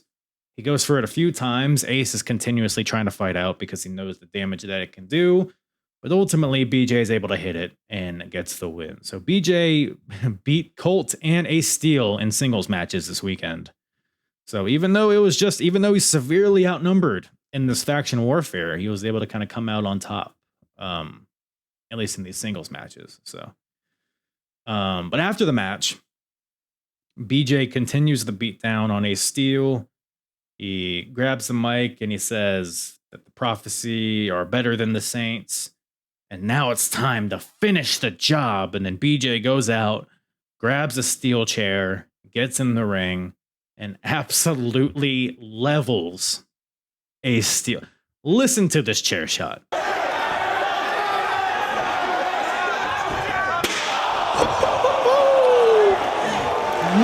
God!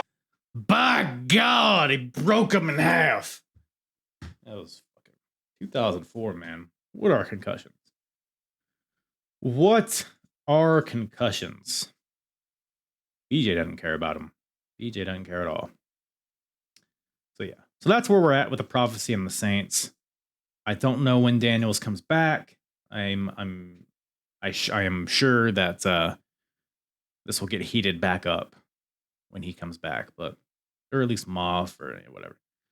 But they did what they could do here with the restraints. But let's move on to the main event scene. Why don't we, huh? Let's move on. Let's just get right into it. Let's talk about the Ring of Honor World Title, shall we? Let's talk about it. Ring of Honor World Champion Samoa Joe. He has been champion for about a year now. I think he's at 12 months at this point, going into this month. Night 1, he defends the title against Homicide. So this is a rematch of maybe my favorite Ring of Honor title match to date. Do or Die 2003, these guys fought for the title, and it was just an amazing match. An amazing match. They would go on to... They had a rematch a few months after that. It was a non-title match in which Homicide won by choking Samoa Joe out with a noose. So we got a lot of bad blood going here. Homicide would then go on a bit of a losing streak. He would kind of walk out of Ring of Honor for like, I don't know, a few months, but now he's back. You know, not to a lot of. He's just back. Whatever. no big like presentation or no pomp and circumstance. He's like, whatever. He opens night 1 with the backstage promo. He's like, I'm here in the Ring of Honor. Samoan Joe, I'm gonna beat you. It's like, whatever. Kojima, so. And Samoa Joe is here to defend the title. He's gonna be the first, or he's gonna attempt to be the first champion to defend the title in consecutive nights. That'd be a first time ever if you were to do that. And he's kind of also trying to compete with the pure title. He hates other titles. He wants his title to be the only title. So that's a lot going on there. And then you got Joe attacked Julius Smokes to end the previous show at our best. So there's a bit of personal animosity there on top of, Joe getting choked out with a noose. So I guess there's a bit of bad blood, you could say, between these two. Match gets under. Look, I had high expectations going into this match. This was nowhere near as good as their initial match. It was solid. It did kind of feel paint by numbers a little bit. Like, you got whatever. You got Joe with his catching Uranagi, follows it up with a suicide dive. Like, there was really some impressive stuff here, but there wasn't a lot offered that we haven't already seen from these two. Homicide does hit Joe with a pile driver, which Samoa Joe taking a pile driver just looks fucking brutal because he's like such a big dude landing on his neck. It looks devastating. Homicide with a Tobe Con Hello, Joe with the Olay kick. So they're busting out all their signature stuff. There's one point where Homicide goes for a kick on Joe. Joe catches his foot. Joe slaps the shit out of Homicide and then hits him with a dragon screw. Let's see if I can even find that here. Because I think the audio is worth you gotta appreciate the audio. Gets out of the STF, might have saved the match for himself. Big slap and a drag. One more time. Over. Oh, Homicide gets out of the STF, might have saved the match for himself. Big slap and a dragon.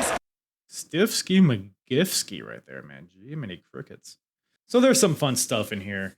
Ultimately, though, it feels like they're just building to the finish, which is a bit wonky to say the least. So Homicide ends up rolling up Samoa Joe.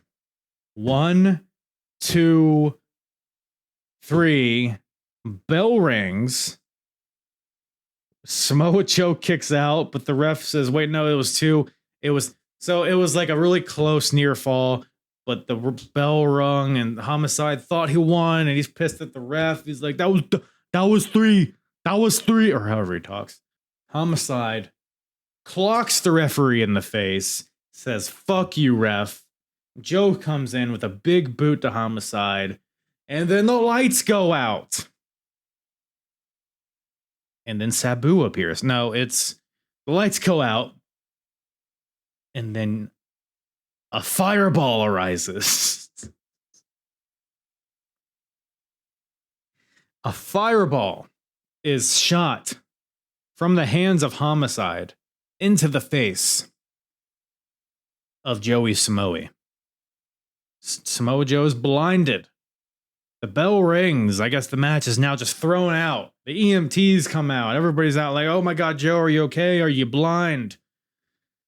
Homicide's like, ha ha ha, I'm a wizard. And Homicide he takes out 2 more refs, knocks them out. Chris Lovey on commentary screaming for the locker room to empty. Some jobbers come out. Homicide kills them. Then the mid card comes out. Eventually, the numbers that they're able to tackle Homicide, get him out. Homicide continues to brawl with everybody, and then a whole fracas ensues. Now you have Punk and Cabana come out. They attack the Briscoes who are out there. So you got the Saints and the Briscoes fighting each other. Mark hits a shooting star press on everybody. Colt Cabana with an Asai moonsault on everybody. Dunn and Marcos are here. They hit the stage dive onto the Carnage Crew. DeVito hits a moonsault onto everybody. Jack Evans is here. Hits like a 720 corkscrew, whatever the fuck. Brawl continues. Chris Lovey on commentary screaming like a little bitch. CM Punk and Colt Cabana are in the ring. And then Ricky Steamboat's in. Hits Punk with some chops. Hits him. Beats him down. Hits Punk with some arm drags. And then sends Punk packing. Ooh, daddy. Come on now. What a way to end the show. It was a wonky DQ finish, but there was a lot of energy to end this show. Ricky Steamboat just made me want to run through a wall. Whew. Good stuff. Good stuff. But that being said, let's get to the real excitement. Let's talk about some Matt Striker. All right, I like Matt Striker, right? Let's be clear. I'm not trying to shit on Matt Striker. But Samoa Joe, so he retains the title in night 1. Night 2 now goes on to defend the title against Matt Striker, who became #1 contender at the previous month at Our Best. So now he's here. Samoa Joe, by the way, the entirety of night 2 leading up to this match, everybody's like, "Oh, Joe's not here. Is he going to show up? Is he still in the hospital? Is he blind? Is he gay?" Like, it's a whole thing, right? But Samoa Joe gets there with like 15 minutes left. Comes out to the ring with his whole like right side of his face is taped up. The tape eventually comes off, and you see this like burn mark. He looks like Kane when he unmasked. Like the entire right side of his face is black and purple. Oh, by the way, while we're talking about Matt Striker, I would be remiss if I didn't give you guys. I would be remiss if I didn't reward you guys, if I didn't bless you guys with this Chad Collier promo. Why am I bringing up Chad Collier? Well, earlier in night 2, remember when they're looking for Joe? We don't know if he's going to show up. ROH management's like, well, if Joe doesn't show up, I think we're just going to give you the title, Matt. We're just going to give you I think Striker's just going to be champion. And Matt Striker's like, man, I don't want to be champion like that. Like, come on, man. And then as he's talking, Chad Collier budges in on his interview on Matt Striker's promo. Chad Collier, who has beaten Matt Striker multiple times at this point, he's like, hey, they shouldn't give you the title. They should give me the You know what? Let me let Chad Collier, a silver-tongued wordsmith, listen to him get his point across here. So this is Matt Striker talking in the beginning, and then it gets interrupted by Chad Collier. Again, getting all the scoops, and I've got one for you, Matt Striker. Samoa Joe still has yet to show up here in Chicago Ridge, and they're talking about if he doesn't make it, just awarding the title to you tonight, the ROH Heavyweight Championship. Just giving it to me? Just giving it to you. Oh man, I don't want to wear the title that way.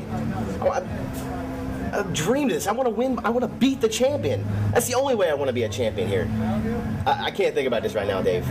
I've got to get my mind focused. I got to get my head in this game. When Joe shows up, he's going to show up. He's got too much pride in defending that world title to no show. There's no way. I got to go get ready, man. We will keep you guys informed of what happens with Samoa Joe. If he gets to the building, we will let you know the minute that it takes place. All right, cut. Hey, hold on. Keep that camera rolling. Keep it rolling, all right? Hey, Matt Striker, I want to congratulate you on your big climb of the ladder here in ROH. You know, you won the Field of Honor. You shaved your mustache. You kept the unibrow. And tonight, you got a big championship match against that heavyweight, that big fat pansy Samoa Joe. I just want to wish you good luck, pal, because today I met with them ROH board of directors, and they gave me the okay that when you go out there and you pin Samoa Joe, make him tap, or win out by forfeit, then I can just walk right on out there, and you can just hand the title over to me, because no way nobody here wants to see you get beat 4 times in a row. They don't want to see you get humiliated, Striker. You understand? That's okay, right? Just hand it on over. What the hell are you talking about? What do you mean, what am I talking about? It 4 times in a row. Hey, I'm just trying to save you the humiliation, all right? It's okay, right? Just hand that belt right on over. Chad Collier, ROH champion. What do you say? Come on, just. Sure, Chad. Yeah, all right. Oh, you're not gonna do it? Yeah, no, whatever you say, man. Cool. All right, well, you just remember, Striker, you never have beat me, you never will. You remember that, all right? I'll punch you in the face, you punk.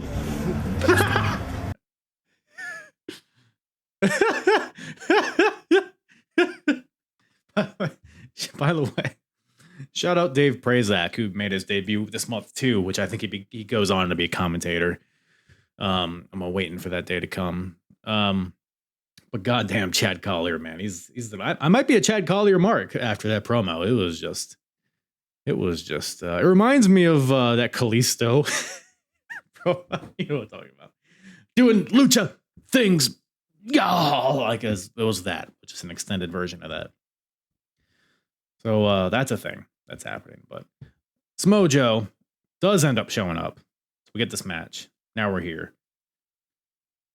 My question here watching this is this Matt Striker's peak?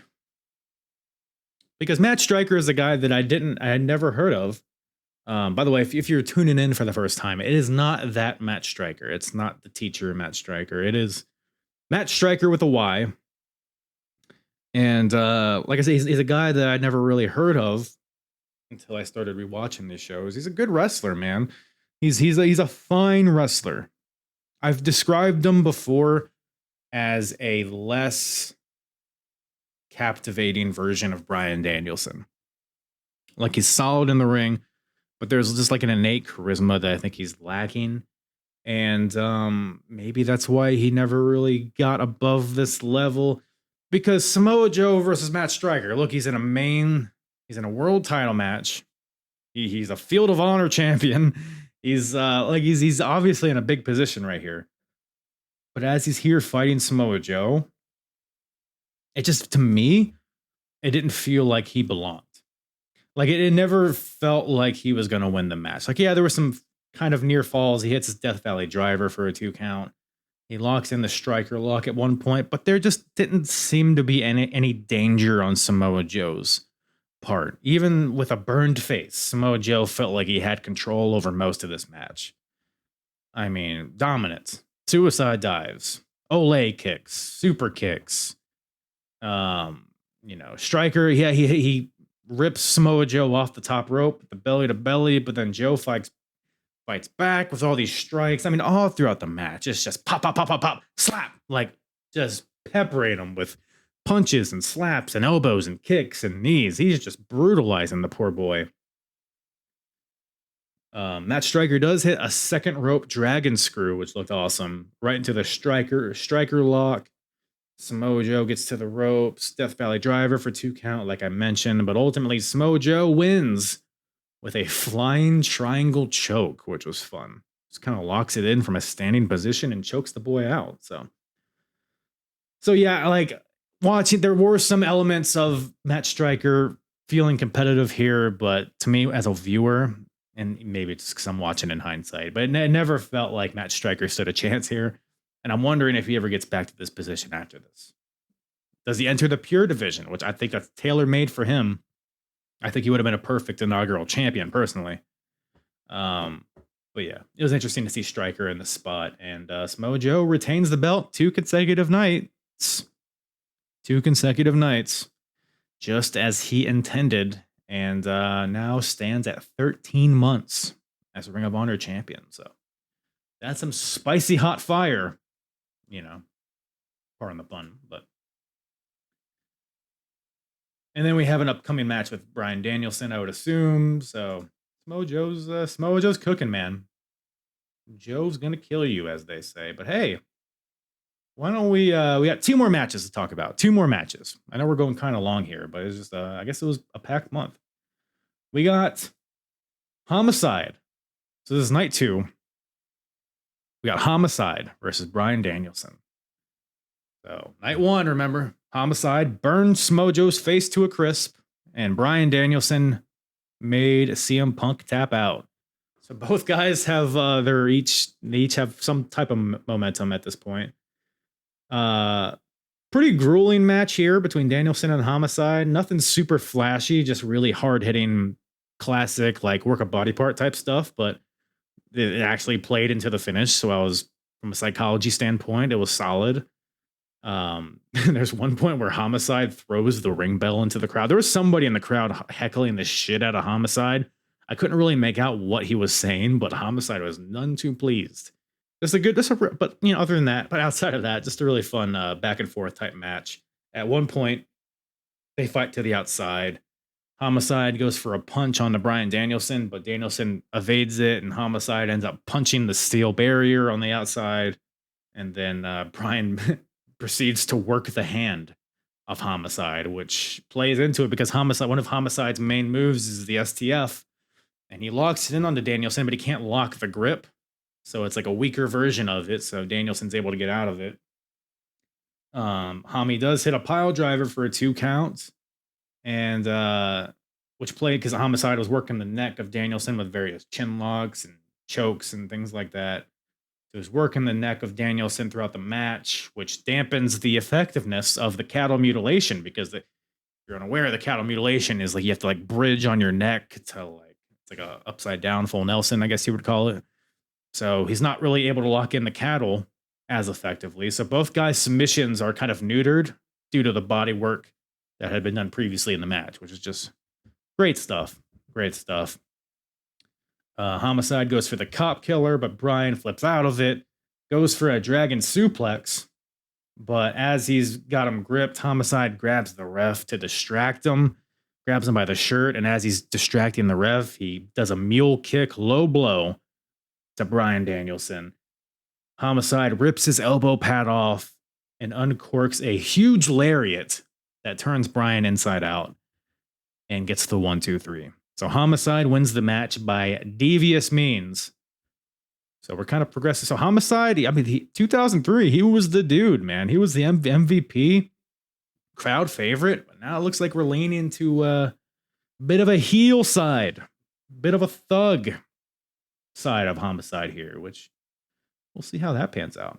And I should say, this is the last we'll talk about it on this episode. The night two ends with a backstage segment where Homicide and Joe were still beefing, right? Because, you know, he lit the guy's face on fire. So they're backstage. They agree to fight behind closed doors. So they like go in a locker room, shut the door. So the camera, you're just like looking from the outside. Like you don't see anything that's happening, but you can hear them fighting. You can hear a scuffle happening behind the door. Then the noise stops. So the cameraman opens the door, peers inside, and what does he see? Samoa Joe and Homicide laid out, bleeding. Who attacked them? We shall find out. Stay tuned. But that really piqued my interest because I don't know where we're going from there. That was good stuff. It was a good cliffhanger to end the show. But that doesn't end this show. We have one more match to talk about. It's the main event of night 2. It's the main event of the month. It's the match we've been building towards. It is for the Ring of Honor Tag Team Championships. We got the Briscoes defending against the Second City Saints, CM Punk and Colt Cabana. Night 2, remember they're in Chicago. The Saints are gods here. The Briscoes, they attacked Ace Steel earlier in the show, so the crowd already hates them. Ultimately, man, this was just... You could argue this is match of the month. I still might give it to that 4-way, but this is definitely top 2, top 3, for sure. Match starts out, they're chain wrestling. CM Punk calls Mark Briscoe a chicken fucker, which is something. There's a point where Colt Cabana and Jay Briscoe are the legal men. They're doing the classic like shoulder block, like, hey, you go hit the ropes, you hit me. And then Colt hits Jay, and then he stands strong. And then Colt's like, all right, Jay, you hit the ropes. Yeah, you get it. Go, knock me down. See if you can knock me down. And then Jay runs, and then Colt just trips him. Jay falls on his face. Such good stuff. Some tandem submissions from the Saints. There's a point where Colt has Jay and the Billy Goat's curse, which is like a reverse Boston Crab, and then Punk locks in a camel clutch at the same time. The Briscoes get the advantage for a lot of this match. Some good double teams, that backbreaker flying knee drop, double face wash in the corner. Colt gets the hot tag, hits a lion salt onto both Briscoes. This is just a really good classic tag team wrestling match here. The Saints go for a Doomsday device, but the Briscoes is able to counter into a reverse Rana. Oh, then the Briscoes go for their springboard Doomsday device, but Punk counters into a power slam off of Jay Briscoe's shoulders, which was sick looking.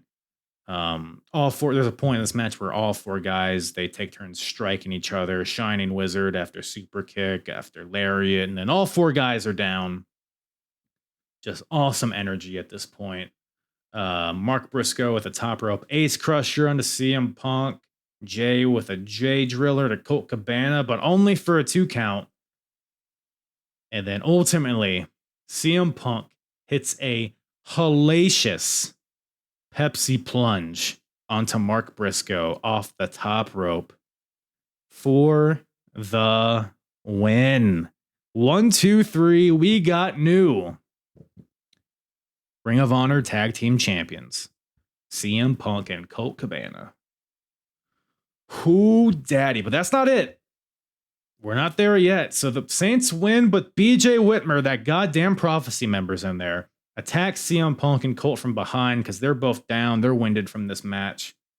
BJ's attacking both of them, but then in comes Ace Steel, who, remember, at the beginning of the show, he was leveled with that chair shot from BJ. Ace gets in there with a steel chair, gives BJ the receipt. Chair shot to the head of BJ Whitmer. So it all ties together. Full circle moment. Copacabana plays. We got new champions. There's streamers. There's Chicago's a buzz. Chicago is just losing their minds. And that's how we close the show. And there's a little backstage promo after the fact where CM Punk's cutting this really serious promo with his title on his shoulder. And then from out of frame, you see streamers and silly string pop him in the face. And Colt has like champagne, and there's girls, and it's the whole thing. So there's a fun dynamic between those two, and it's fun to see them as tag team champions. So that's how we end this month on a pretty high note, I would say. So that's where we're at. We got that. What's up with Joe and Homicide? Who we still didn't find out who pooped in Carnage Crew's bags, and we got a lot of new faces being pushed. So we'll see how that progresses in the months to come. But Ring of Honor is turning it up, man. It's turning it up. It feels like they've been in a bit of an idle period for a little bit, but we got some new life injected into this company. So I'm excited to see what becomes of it. But that's about it. That's about all I got for you. Again, it was kind of a longer episode. I didn't think it would be. But I just, gosh darn it, I just had such a fun time talking the wrestling with you guys. So good stuff there. Appreciate you guys tuning in. Make sure you follow. Make sure you subscribe, like, comment, rate, review, jiggle my nipples, pull my chest hair out from the roots, slap me on the face, call me a bitch, and do all those things in that order. Love you all. Appreciate you guys tuning in.